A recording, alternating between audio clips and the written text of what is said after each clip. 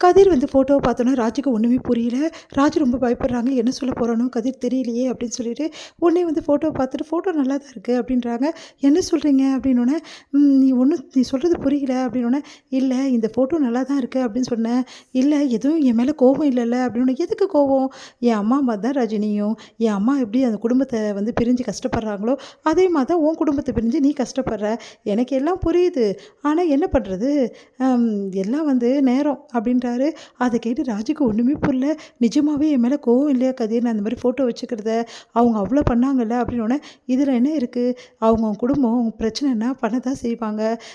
நம்ம தப்பு பண்ணால் நம்ம வீட்டில் கேட்க தானே செய்வாங்க அப்படின்னோடனே, உண்மையிலேயே வந்து கோவம் இல்லைல்ல, நிஜமாவே கோவம் இல்லை, இதுக்கு என்ன கோவம் இருக்க போகுது, உண்மையிலேயே குடும்பத்தோடு நீ இருக்க வேண்டியது, என்ன பண்ணுறது, என் அம்மாவும் இப்படி தான் ஒவ்வொரு நாளும் அவங்க குடும்பத்தை நினச்சி மனசு கஷ்டப்படுவாங்க, அவங்க அம்மாவை நினச்சி கஷ்டப்படுவாங்க, எனக்கு கூட ரொம்ப கஷ்டமாக இருக்கும், எப்படியாவது அம்மாச்சியும் அம்மாவை எப்படியோ சேர்த்து வைக்கணும் அப்படின்னோடனே, ஆமாம் நான் கூட அதான் நினைக்கிறேன், அவங்க அன்றைக்கி அழுதோடனே எனக்கு மனசு ரொம்ப கஷ்டமாயிடுச்சு.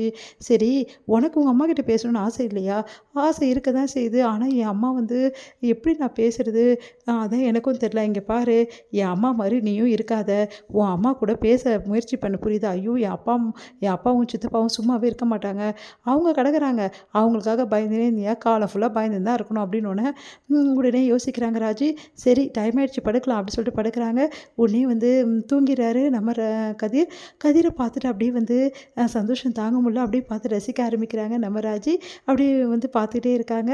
அடுத்து வந்து இங்கே என்ன பண்ணுறாங்கன்னா, ரொம்ப வந்து டென்ஷன் ஆகிடுறாங்க தங்கமயில். உடனே வந்து எடுத்து பார்த்துட்டு, என்னது இது 5000 புக்கிங் அமௌண்ட்டுன்னு போட்டிருக்கு, நம்ம இது 5000 மாமா கிட்ட சொன்னோமே, எல்லாருக்கிட்ட சொன்னோமே, இப்போ எப்படி என்ன பண்ணுறதுன்னு தெரியலையே அப்படின்னு சொல்லிட்டு அவங்க அம்மாவுக்கு கால் பண்ணுறாங்க. என்னடி நீ எப்போ பார்த்தா நைட்டில் தான் கூப்பிடுவியா, வேறு என்னம்மா பண்ணுறது, நான் ரொம்ப பெரிய தப்பு ஒன்று பண்ணிட்டேன், என்ன பண்ணேன், நான் 5000 வந்து புக்கிங் பண்ணேன் ரூமுக்கு, ஆனால் புக்கிங் அமௌண்ட்டு 5000 காட்டுதுமா, அப்போது மொத்த அமௌண்ட் எவ்வளோ, மொத்தம் 20,000 ரூமுக்கு காட்டுதுமா, எனக்கு ரொம்ப பயமாக இருக்குமா அப்படின்றாங்க. இங்கே பாரு, இப்போ எதுவும் சொல்லாத புரியுதா, எப்படினாலும் கட்டி தான் தீருவாங்க, அதெல்லாம் கட்டாமல் விட மாட்டாங்க, நீ முதல்ல கிளம்புற வழியை பாரு, அங்கே போனோன்னே அதெல்லாம் பார்த்துக்கலாம், ஒன்றும் பிரச்சனை இல்லை, எப்படிம்மா சொல்லாமல் கிளம்புறது தான் உனக்கு நல்லது, அப்புறம் எனக்கு தெரியாதுன்னு சொல்லிவிடு ரூமுக்கு அங்கே போயிட்டு, அப்புறம் என்ன மாப்பிள்ளை கட்ட மாட்டாரா, கண்டிப்பாக கட்டுவார் அப்படின்னோடனே, எனக்கு ரொம்ப பயமாக இருக்குமா, வெயிடி பார்த்துக்கலாம் அப்படின்னு சொல்லிட்டு வச்சுறாங்க. அம்மான்றாங்க வச்சுறாங்க.